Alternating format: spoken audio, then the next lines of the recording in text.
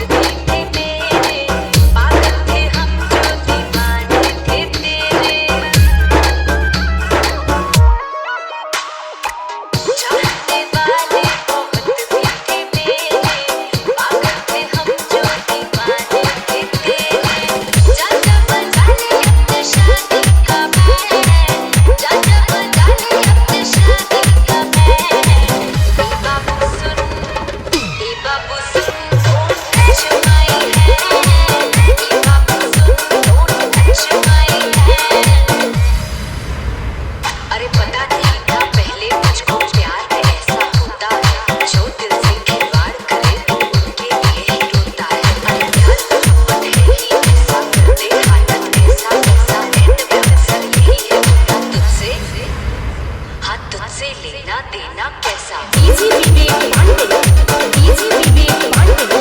गलत मैं जो तुझको तेरी औकात से ज्यादा चाहा था, एक तुझको पाने की खातिर दुनिया को ठुकराया था। अरे गलत मैं जो तुझको तेरी औकात से ज्यादा चाहा था, एक तुझको पाने की खातिर दुनिया को ठुकराया था। बरसों का प्यार किया एक पल में, बरसों का प्यार किया एक पल में। ए बाबू सुन, ए बाबू सुन, don't touch my hand। ए बाबू सुन, don't touch my hand। Easy Vivek Pandey, easy Vivek Pandey, easy Vivek Pandey. Ghazipur वाला जितना प्यार किया तुझको नफरत भी उतनी कर लूंगी, शौक से हो जा किसी और का मैं भी शौक से जी लूंगी। जितना प्यार किया तुझको नफरत भी उतनी कर लूंगी, शौक से हो जा किसी और का मैं भी शौक से जी लूंगी।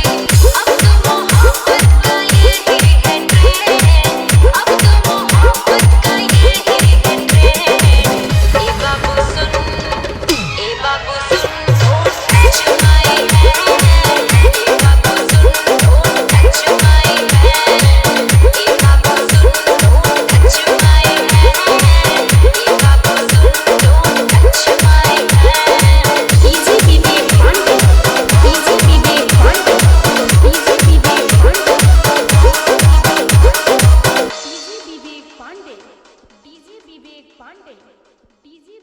DJMP3songs.com